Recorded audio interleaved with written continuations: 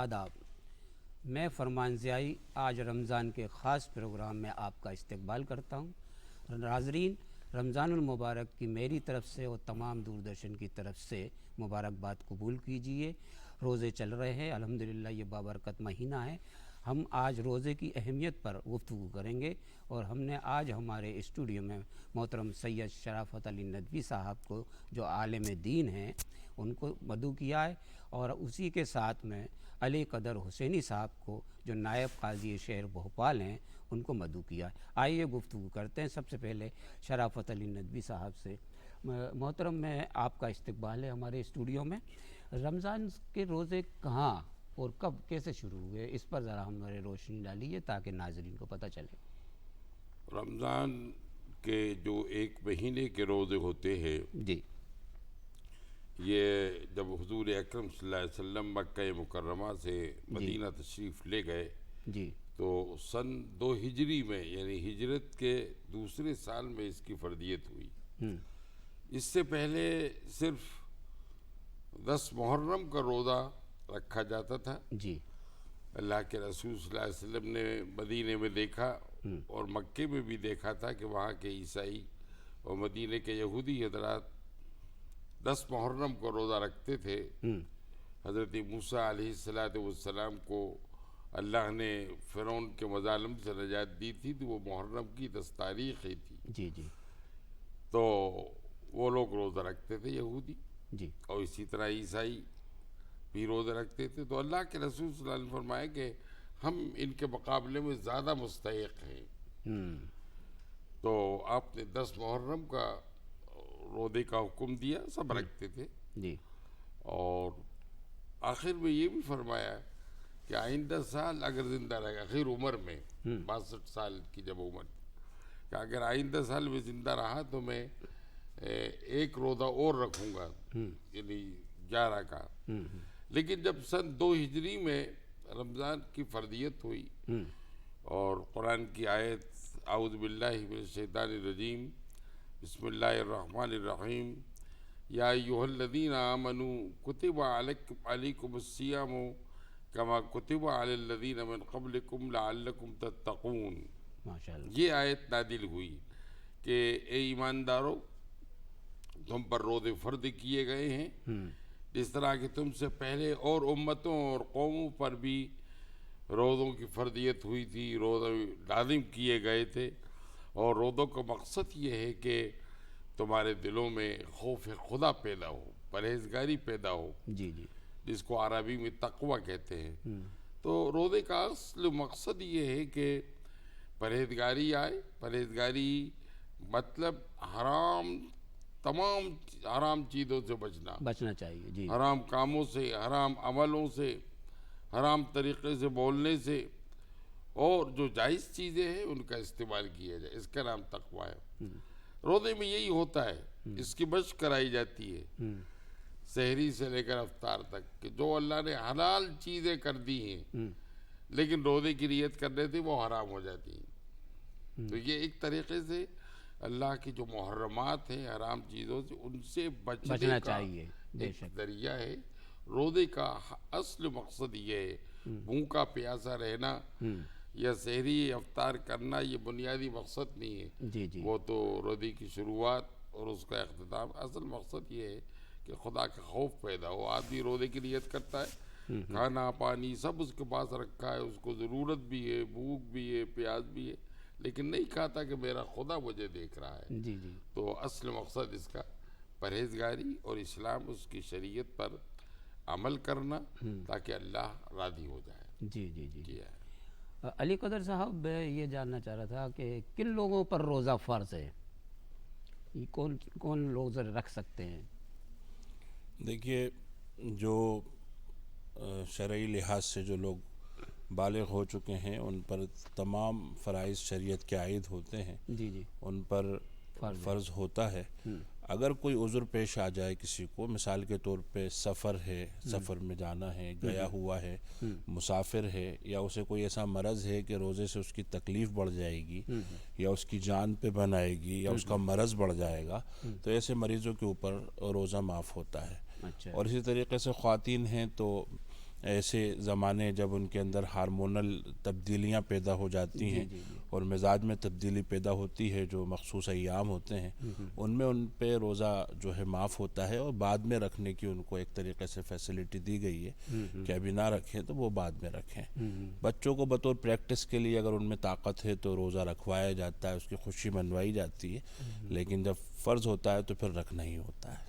جی جی جی. شرافت صاحب, بڑی تفصیل سے آپ نے بتایا روزہ کن پر فرض ہیں.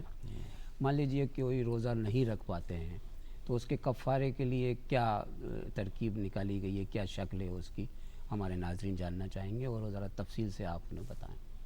دیکھیے, اسلام کا ہر فریضہ, ہر حکم جو ہے وہ سہولت و نرمی کے ساتھ ہے, زبردستی نہیں ہے. فرمایا گیا دین یسر, دین آسان. رمضان کے روزے فرض ہیں لیکن صرف ان لوگوں کے لیے ہیں جو روزے رکھ سکتے ہوں.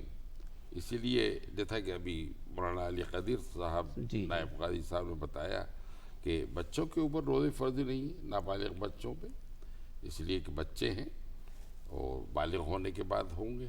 تو اسی طریقے سے بوڑھے بھی ہو جاتے ہیں, ضعیف ہو جاتے ہیں, کمزور ہو جاتے ہیں, جن کو اپنے آپ پہ کنٹرول نہیں ہوتا, بھوک و پیاس پہ کنٹرول نہیں ہوتا, ان میں مریض بھی شامل ہیں, یا کوئی سفر کا ہے تو ان کے لیے وہ معاف ہے. اس کی عمر کوئی متعین ہے بچوں کی کہ اس عمر پہ بالغ؟ ہاں, بالغ کے بچوں اور بچیوں کے لیے جو ان کا نہانے دھونے کا فرضی فرائض کے لائن سے وقت ہو جائے تو وہی ہے. عمر کے لیے اس لیے کہ عمر کا مسئلہ الگ الگ علاقوں, الگ الگ جغرافیائی حالات کے اعتبار سے ہوتا ہے. اکثر جو ہے معاشرے میں یہ بات رہتی ہے کہ یہ روز بس بڑے ہو گئے, اب آپ رکھیے, 8-10 سال کے ہو گئے, اس لیے پوچھا میں نے. وہ نہانے دھونے کی ضرورت بچوں بچیوں کو ہو جائے تو وہ سب سمجھ میں آ جاتا ہے, اور گھر کے ماں باپ یا بڑے اس کو اچھی طرح جانتے اور سمجھتے ہیں. جی جی. تو بالغ ہونے کے بعد یہ فرض ہے, اور نابالغی میں بچوں کو آپ رکھ سکتے ہیں, لیکن یہ خیال رکھیں کہ اس کے لیے ان پہ زبردستی بھی نہیں کریں. اب وہ بھوک و پیاس میں مبتلا ہو رہے ہیں اور تڑپ رہے ہیں تو کہیں وہاں بھاگ رہے ہیں, اور کہنا ہے 2 گھنٹے رہ گئے, 1 گھنٹہ رہ گیا, 15 منٹ نہیں, روزہ کھلوا دیں ان کو. یہ ظلم ہے, جبراً بچوں سے روزہ رکھوانا. اور ہار پھول وغیرہ خوشی کی بات تو ہے کہ ہمارے معصوم بچے نے روزہ رکھا, لیکن اس کی صحت, تندرستی, اس کو دیکھتے ہوئے فیصلہ کرنا چاہیے. اور چونکہ یہ تو عبادت ہے تو اس کو عبادت کے طریقے سے ہی کرے. اس نے کوئی جشن نہ منائے, ہاں خوشی منا لیں, کر کے رشتے دار, چاچا باوا, خالہ, ممانی, پھوپھی وہ آ جائیں, وہ بھی شریک ہو, اس سے شوق بڑھتا ہے. جی ہاں, کوئی حرج نہیں, حوصلہ افزائی بھی کی جائے. جی. اور اگر اس کے بس کی نہیں ہے تو اس کو توڑ دے, کوئی اس پہ گناہ لازم نہیں ہے. نہیں, جی جی, کوئی بھی حرج نہیں ہے. کیونکہ اکثر معاشرے میں ہم لوگ یہی دیکھتے ہیں کہ وہ نہیں کھولو مت, آپ انتظار کرو. نہیں, وہ ظلم ہے. وہ بچہ تڑپ رہا, صحیح فرمایا آپ نے. جی, لیکن ان لوگوں کو علم نہیں, وہ کھولا جا سکتا ہے. وہ کھولا جا سکتا ہے جب اس کی حالت بگڑتی ہوئی دیکھے. اسی طرح جیسے مریض ہے کوئی, اس کے لیے بھی اجازت ہے کہ روزہ نہیں رکھے, بعد میں قضا کر لے گا وہ.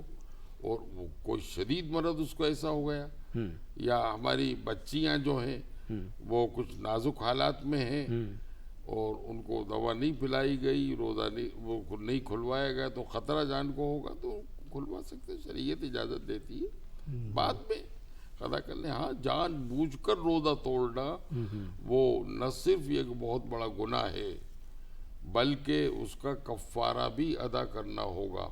60 دن کے مسلسل روزے. اچھا, جی ہاں, ایک روزے کا بے ادبی بہترامی. اچھا, جو لوگ روزے نہیں رکھ سکتے, ہاں, کسی عذر کی وجہ تو وہ ایک روزے کا فدیہ دیں گے, وہ ایک فطرے کے برابر, جو 1 کلو 636 گرام گیہوں یا اس کی وزن قیمت کر لیں, 1 روزے کی. اس طرح 30 یا 29 دن جتنے دن کا روزہ ہو اس کا دے دیں غریب مسکینوں محتاجوں کو. ہاں, وہ بھی ان کی اگر معذوری ہے تو یہ کر سکتے ہیں. معذوری جی, لیکن اگر روزے رکھ سکتے ہیں, ہاں, اور ایسا کریں تو نہیں, فدیہ دے دے, اس سے کچھ نہیں ہوگا. جی جی. ہاں, ابتدائی اسلام میں یہ ہوا تھا, یہ سہولت کہ روزے بھی رکھ سکتے ہیں ہاں، اور جو چاہے فدیہ دے دے، تو بعض لوگوں نے اسی کو وہ کر لیا، پھر بعد میں فدیہ دے یہی دو آیا روزے مت کہ رکھو۔ نہیں وہ نہیں، ایسا نہیں۔ جی جی جی جی اور اللہ کا شکر ہے کہ وہ تو پوری دنیا میں فضا بنی ہوئی ہے، جی جی جی جی اور کوئی بھی ذاتی طور سے پسند نہیں کرتا کہ ہاں توڑا جائے، جی ٹھیک ہے، ہاں، کھولا جائے۔ جی جی علی قدر صاحب، یہ یعنی روزہ تو رکھ لیا لوگوں نے، اور روزہ رکھنے کے بعد وہ کن چیزوں سے جو ہے مکروہ ہو جاتا ہے یا وہ ٹوٹ جاتا ہے، اس پر ذرا روشنی دیکھیے، روزے کا اصل مقصد جیسے استاد محترم نے بیان فرمایا کہ اللہ قرآن میں یہی فرماتا ہے کہ ہم نے روزہ تمہیں اس لیے عطا کیا ہے کہ تم تقوی اختیار کرو، یعنی روزے میں ایسی چیزوں سے روکا گیا ہے عام حالات میں جن کی ترغیبیں دی گئی ہیں قرآن میں۔ کلو من رزق اللہ، اللہ کا رزق کھاؤ، یا اللہ بیان فرما رہا ہے کہ میں نے زیتون پیدا کیا، کھجور بنائی، تمہارے لیے بنائی، غلہ تمہارے لیے بنایا۔ تو دوسرے مواقع پہ جن چیزوں کی ترغیب دی جا رہی ہے، روزے کے موقع پہ اس سے روک دیا۔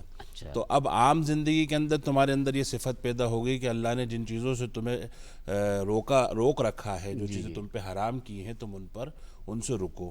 تو روزے کے وقت میں اگر کوئی بھی کام مینرز کے خلاف کیا جائے، ٹکٹس کے خلاف کیا جائے، یا کوئی گناہ چھوٹا یا بڑا سرزد ہو، انسان جان بوجھ کر گناہ کر رہا ہو، تو ایسی تمام چیزوں سے جو ہے روزہ مکروہ ہو جاتا ہے۔ اور یا روزے کے سلسلے میں کوئی بے احتیاطی اختیار کی جائے، مثال کے طور پہ جو ہے بالکل آخری وقت تک انسان کھا رہا ہے اور اب پتہ ہی نہیں چل رہا کہ ٹائم میں اس نے لمٹ میں کھایا کہ آگے ایک آدھ قدم آگے بڑھ گیا، تو اس قسم کی کوئی بھی سچویشن سے بچنا چاہیے جس میں روزہ مشکوک ہو جائے، اور یہی چیزیں روزے کو مکروہ کرتی ہیں۔ نازیبا حرکتوں سے، خاص طور سے جھگڑے سے بچنا چاہیے، کیونکہ جھگڑا جو ہے وہ ایک طریقے سے تقوی کے خلاف ہے۔ انسان کو ایسا نیچر اختیار کرنا چاہیے کہ اپنا حق معاف کرتا چلے، لوگوں کا حق ادا کرتا چلے۔ اب روزہ رکھتے ہوئے بھی ہمارے یہاں یہ بات مشہور تھی پہلے بھی، اب تھوڑا کم، لیکن دھیرے دھیرے لوگوں میں تبدیلی تو آ رہی ہے پازیٹیولی، کہ جب کوئی ایسا کوئی الجھتا تھا تو کہتے بھائی میں روزے سے ہوں، یعنی اگر مجھے حق بھی ہے ابھی لڑنے کا تو روزہ مجھ سے اس بات کا مطالبہ کرتا ہے،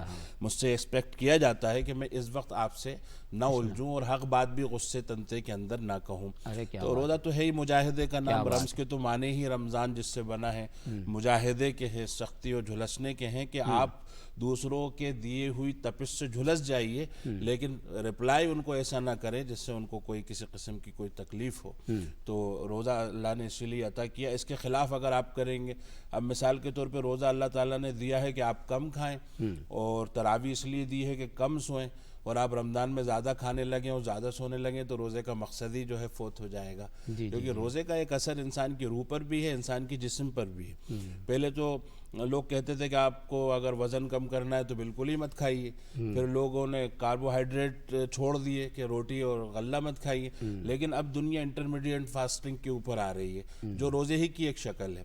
تو وہ 1500 سال پہلے سے وہ سسٹم ہے کہ ایک پرٹیکولر ٹائم کے اندر آپ نہ کھائیے۔ اب تقریباً 8 گھنٹے، 10 گھنٹے، 12 گھنٹے الگ الگ دنیا میں الگ الگ روزے کی کے سائز ہیں، کم زیادہ ہے۔ اگر اس وقت انسان نہیں کھائے گا تو نہ صرف یہ کہ اس کی روح پر بھی اچھا اثر پڑے گا، بلکہ اس کے جسم پر بھی بہت اچھا۔ کل ملا کے میں خلاصہ یہ کہوں کہ میرے جیسے لوگ آپ جیسے بن جائیں گے انشاءاللہ۔ کیا بات ہے، جی جی جی جی، بہت ہی اچھا آپ نے فرمایا۔ یعنی روزہ رکھا ہے تو آپ کو اور چیزوں سے بھی لحاظ رکھنا پڑے گا، اس کے جو مقاصد ہیں ان کو انسان سمجھے، جی جی، یہ نہ ہو کہ دن میں پرہیز کیا اور رات میں وہ سارے کام کر لیے کہ مقصد ہی فوت ہو، تو پھر تو کوئی مقصد ہی نہیں رہا، مقصد ہی نہیں رہا۔ ایک ٹریننگ ہے جیسے استاد محترم نے فرمایا۔ جی جی جی۔ شرافت بھائی، یہ جو روزہ رکھتے ہیں اکثر لوگوں کو یہ ہوتا ہے کہ روزہ رکھیں گے تو ہم بھوک سے مر جائیں گے یا بہت پریشان ہو جائیں گے، ہمارے بس کی نہیں ہے، تو اس کا صحت پر بھی کوئی اثر پڑتا ہے کیا؟ نہیں، روزہ رکھنے سے صحت پہ اثر تو بالکل نہیں پڑتا، اور جیسا کہ سب جانتے ہیں کہ صرف اہل اسلام ہی کا روزہ نہیں ہوتا، دنیا کے ہر مذہب میں، ہر قوم میں روزہ ہے، جی جی، اور اس کی مختلف شکلیں ہیں، لیکن کسی نے کہیں یہ شکوہ نہیں کیا کہ نہ کھانے کی وجہ سے، روزے کی وجہ سے کوئی کمزوری ہوئی یا کوئی مر گیا، یہ ایسا نہیں ہوا ہے، بلکہ اس سے جو ہمارا توازن بنتا ہے بدن کا، لیور ہے، اس سے متعلق کئی چیزیں پیٹ میں ہیں، ان کو روزہ رکھنے سے وہ بالکل، یعنی مشین بند ہو گئی، ان کو آرام مل گیا، سمجھے صاحب، ایک 14-15 گھنٹے کا، تو وہ اور آگے کے لیے تیار رہیں گی. آپ یعنی افطار کریں گے یا یہ کہ سحری کریں گے. تو عجیب و غریب عبادت تو یوں ہے کہ اللہ نے نام روزہ ہے لیکن کھانے سے شروع ہوتا ہے، کھانے پہ ختم ہوتا ہے. جی جی تو اللہ خود نہیں چاہتا کہ میرے بندے بھوکے پیاسے رہیں، بلکہ ان کی صحت و تندرستی کے لیے، جس کو میڈیکل سائنس نے بھی تسلیم کیا ہے جی جی کہ روزے سے بہت فائدے ہیں. اور ایک جاپانی سائنسدان نے یہ کہا کہ بہت سی مہلک اور خطرناک بیماریاں روزے داروں کو نہیں ہوتی ہیں. کیا بات ہے، واہ واہ واہ واہ. تو بہت اس کے فائدے ہیں. اس سے یہ بالکل اس کے جو اثرات ہیں مثبت اثرات ہیں. اچھا. کئی بیماریاں ختم ہو جاتی ہیں پیٹ کی، اور اللہ رب العالمین بھوکا رہنے کو پسند کرتا ہے.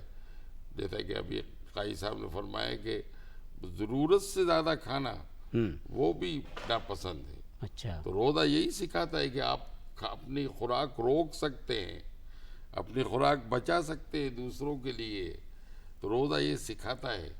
تو زیادہ کھانے سے نقصان ہو سکتا ہے لیکن بھوکا رہنے سے کوئی نقصان نہیں ہوتا صحت. اور روزہ اس کی بہترین ایک شکل ہے. تو ناظرین، آپ نے دیکھا کہ صحت پر کوئی فرق نہیں پڑتا ہے، اس لیے روزہ رکھیں، روزے کو کسی بھی قیمت میں ضائع نہ ہونے دیں تاکہ آپ کی صحت بھی اچھی رہے اور اللہ نے جو فرض کیا ہے اس کی ادائیگی بھی ہو جائے.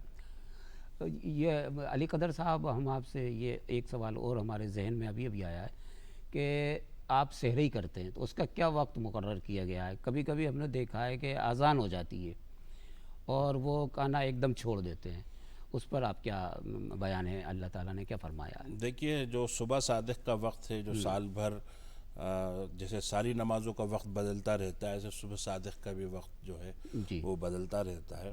یعنی جب فجر کی نماز کا وقت شروع ہوتا ہے اور تہجد کا وقت جو ہے وہ ختم ہوتا ہے، جی تو یہ اصل وقت ہے جس میں انسان سحری کر سکتا ہے.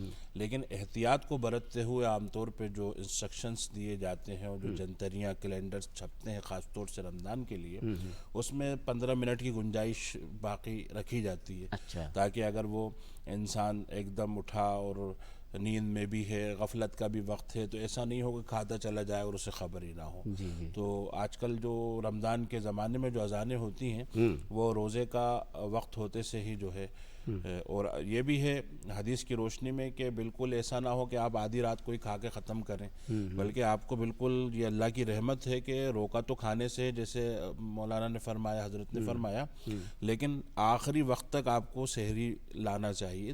15-1 منٹ کی احتیاط اپنی جگہ پر ہے، تو یہاں پر لائے کہ بالکل آخری وقت میں سحری کھاؤ اور ادھر افطار بھی اول وقت میں کرو. یہ نہیں کہ آج مجھے زیادہ ثواب مل جائے گا 1 گھنٹے بعد، تو یوں کہا جاتا ہے، بڑے بزرگ کہتے ہیں کہ اس سے بھی روزہ جو ہے وہ مکروہ ہو جاتا ہے. تو اللہ نے کھانے سے روکا، اور وہ بھی اس لیے کہ غریب اور امیر کی جو کھائی ہے وہ کم ہو. امیر باوجود ہوتے ساتھ ہر چیز کو بھوک اور پیاس کا تجربہ کرے، کہ جو غریب آدمی، لاکھوں غریب آدمی دنیا کے مجبوری میں جس کا تجربہ کرتے ہیں، اس کا آپ تجربہ روز رمضان کے زمانے میں ہی صحیح کریں، تو آپ کو احساس ہو کہ بھوک کیا ہوتی ہے اور پیاس کیا ہوتی ہے. بے شک یہ آپ نے صحیح فرمایا. شرفت علی ندوی صاحب، وہ افطار کے بارے میں تھوڑا سا سمجھائیں کہ افطار میں ہمیں کن کن چیزوں سے پرہیز رکھنا چاہیے اور کون کون سی چیزیں استعمال کرنا چاہیے. اکثر بتاتے ہیں کھجور اور نمک کو، کیا اس پر آپ کی کیا وضاحت ہے صاحب؟ افطار میں اسی طرح کا پرہیز چلتا رہنا چاہیے جو عام دنوں میں چلتا ہے. اچھا. اور اس کا فیصلہ ہر آدمی اپنے بارے میں خود کرتا ہے. جیسے کسی کو زیادہ تلی ہوئی چیزیں جو ہیں وہ نہیں پسند اس کو، وہ بوڑھا آدمی ہے، ادھیڑ آدمی ہے، وہ تیل کیمیکل والے ہوتے ہیں، ان کو نقصان پہنچائیں گے. تو اسی طرح افطار میں بھی زیادہ تلی ہوئی چیزوں کا استعمال نہیں کریں، اور موسم کو دیکھتے ہوئے ٹھنڈی چیزوں کا بھی استعمال کریں اور نہ کریں. دونوں شکلیں ہیں. اگر موسم گرمی کا ہے، اب جیسے آج کل ماشاءاللہ بارش ہو گئی اور سردی ہو گئی ہے، تو احتیاط برتیں کہ برف کا ایسا استعمال نہ ہو، اور تاکہ آئندہ کے روزے کے لیے آپ تیار رہیں. تو ایسے افطار میں ان تمام چیزوں کا خیال رکھنا چاہیے جو ہر آدمی اپنے معدے لیور کے لحاظ سے اچھی طرح سمجھتا ہے کہ مجھے کیا کھانا ہے کیا نہیں. ہاں کھجور سے روزہ کھولنا یہ سنت رسول ہے, لیکن اس کو فرض نہیں ماننا چاہیے. اب کھجور نہیں ہے تو یہ تھوڑی ہوگا کہ روزہ نہیں کھلے گا. جی جی جی. اور نمک کا بھی جو کہا گیا بڑے بوڑھوں نے, تو ایک زمانے میں غریبی اور مفلسی کا یہ تھا کہ گھر میں کچھ ہوتا ہی نہیں تھا, گھر میں کچھ نہیں ہوتا تھا, تو نمک ذرا سے کھا لیا اور پانی پی لیا, یہ ہوتا تھا.